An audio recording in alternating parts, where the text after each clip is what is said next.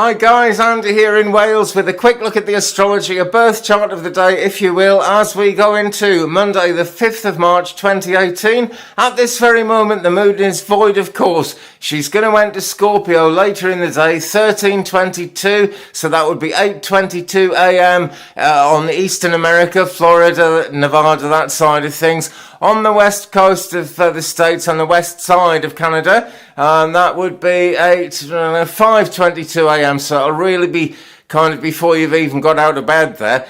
So the moon is kind of going to be in Scorpio by then, which is great. But at the moment, it's still a void of course period for about the next 4 to 5 hours. We're void in Libra, and during a void of course there's not a lot of point in doing anything that attracts much new action. Making agreements with other people can be shaky. It's best just left on hold for the time being. If you have a meeting, it tends not to get you to where you want to be. Cooperation comes and goes. It's all a bit up in the air, but that's just because it's a void of course and it's a confusing time. For example, the green screen doesn't work. Now, I'm very sorry these have been so late the last few days. It's because the green screen software just takes hours sometimes to start working. So I'm afraid I've given up on it. I'll have to hang something real behind me and just accept shadows. But that's life. That's the way it goes. Not to worry. So the moon is going to be in Scorpio, and that is the way the energy is headed at the moment. Right now, she's 86.9% full. She's waning. She's gibbous on her way down. And the third quarter, when she's 50% full, is on the 9th of March at 11:19 a.m. Not long from now then. So that's only 4 days, my gosh. And then, you know, with the cycle, it always keeps going. The moon wanes down to zero. We have a new moon. She starts again. New moon's on the 17th, and we have yet another full moon, the second full moon of the month, coming up right at the end of March. It's quite an incredible thing, actually, to have 2 full moons in a month. That's why it's called a blue moon, once in a blue moon, because it's so rare. And it happened in January as well, so this is an amazing year. Anyway, right, so moon void in Libra at the moment. Because it's still essentially Libran energy this morning, I'm going to say it's still a biodynamic, flower day in the biodynamic cycle. But when we get to 13:22 UTC or GMT, then we're in Scorpio and it's a biodynamic leaf day. Time to think about always revere the leaves of the tree that gives you shelter.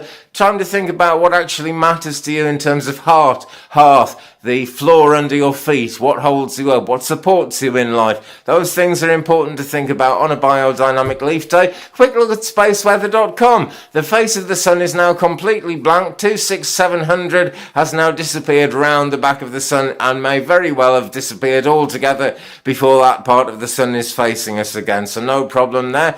There's a chance of some solar wind buffeting coming in on the 8th of March. That is also the same day that Mercury goes into pre-shadow to retrograde, so that's going to be an interesting one. But at the moment it's calm, it's sweet, everything's coolio. The solar wind speed 384.6 kilometers a second, very low, 6.9 protons a cubic centimeter the density, nothing to worry about or even bother about.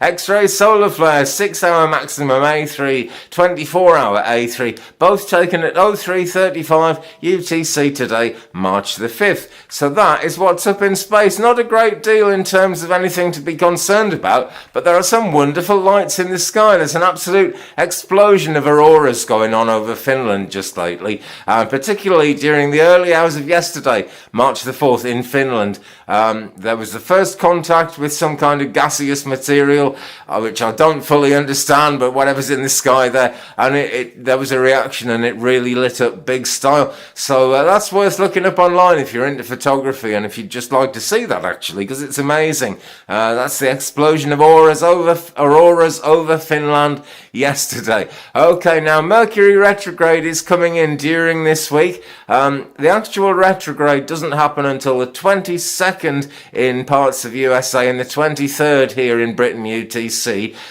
So it's a little while yet, but the pre-shadow actually comes in on Thursday this week on the 8th. And when the pre-shadow happens, that is when the little bits of lessons from Mercury retrograde start coming in. It's absolutely nothing to worry about, but people can wonder what on earth is going on. And what's likely to be going on there is Mercury retrograde coming in. Now then, that's just about it for today. Keep it real, keep it Twig, brother.